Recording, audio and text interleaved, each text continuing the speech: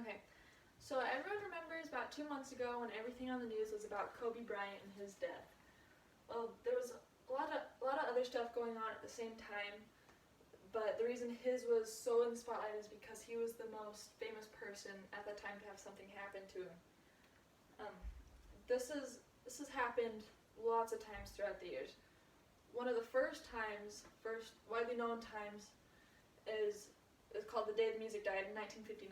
Dr. Dominic Pisano of the Smithsonian National Air and Space Museum calls it the first widely publicized air crash to involve famous musicians, which is why it's so famous, even though not many people know about it anymore. The day the music died was the day on February 3rd, 1959, when a plane crashed that was carrying 3 up-and-coming musicians. It was long before I was born, but the reason I know about it is because I really like one of the songs that remembers it the most. It's called American Pie, and it talks about this day in vague terms, but you know that it's about this day. So if you haven't figured it out yet, I'm going to be talking about the day the music died and what has happened to the world after it as a result. So one of the more depressing points about this is the point of their lives all the musicians were in, all the victims. There's Buddy Holly. He was 22 years old. He was at the peak of his career, even though not everyone knew about him. But he had opened for people like Elvis, and later on, big-name musicians like Elton John and the Beatles said that he was one of their main inspirations. Then there's Ritchie Valens. He was 17 years old. He was just starting, but his main song was La Bamba, which most people know the 1990s version, which obviously isn't sung by him, but that's what he is most known for. He's the most well-known name of the 3. And there's J.P. Richardson, also known as the Big Bopper. He was 28 years old.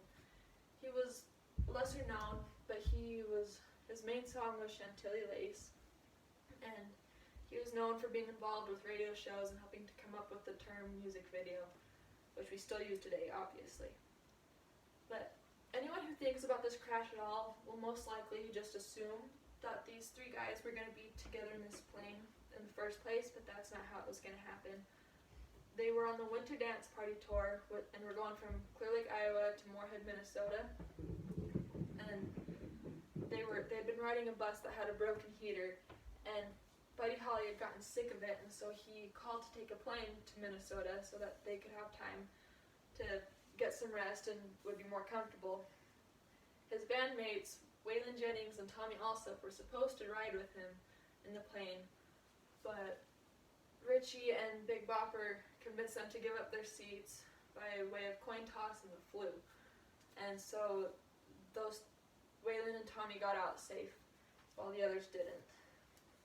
The plane crashed February 3rd, 1959, just a few miles away from the airport in Clear Lake where the plane took off from. Most people think it's because there was a winter weather warning given just within a couple hours of the plane taking off that the pilot likely didn't know about, so he didn't know that he shouldn't have taken off, and he did anyways, and he ended up dying too. But there's lots of ways that it's been remembered since then.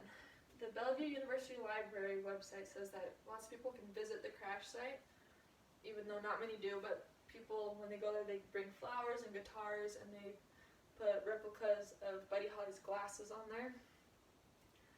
And there's lots of songs that talk about the crash, even if they just mention it, they don't actually talk about it. But there's, like I said earlier, American Pie. It's a long song, 7 or 8 minutes long, but it talks about what happened with the crash and what happened after, at least in Don McLean's eyes, to the world of music. And the Bellevue University Library also said that this song was selected by the Library of Congress to be preserved in the National Recording Registry for being culturally, historically, or artistically significant to the event described, which it is pretty good at that. Then History.com said that Ritchie Valens was posthumously inducted into the Rock and Roll Hall of Fame in 2001, which was obviously long after he died, 42 years, but who knows if he would have been anyways if he had lived. In 1987, there was a movie release called La Bamba, after Richie Valens' song, his hit song, and so it talks about his life, and the last few scenes talk about how their families found out about the crash, and it was because they were listening to the radio, just doing their normal daily things, and they're listening to the radio, then they hear news of a crash, and it starts listing the names of Buddy Holly, Richie Valens, and the Big Bopper.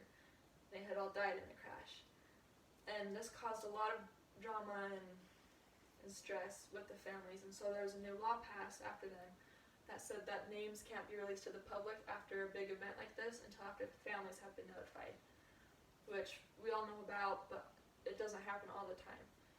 One of the examples of this is that there are facts that Kobe Bryant's wife found out about his death through the media rather than being informed personally first. So just to recap, the day the music died was a day that 3 up-and-coming musicians died in a plane crash, and it caused more effects to the world now than we realize. And it shows that history always repeats itself in one way or another, even if we don't realize it, if it's not exact. So next time a big event like this happens, try to think about what could have been and remember that history always repeats itself somehow.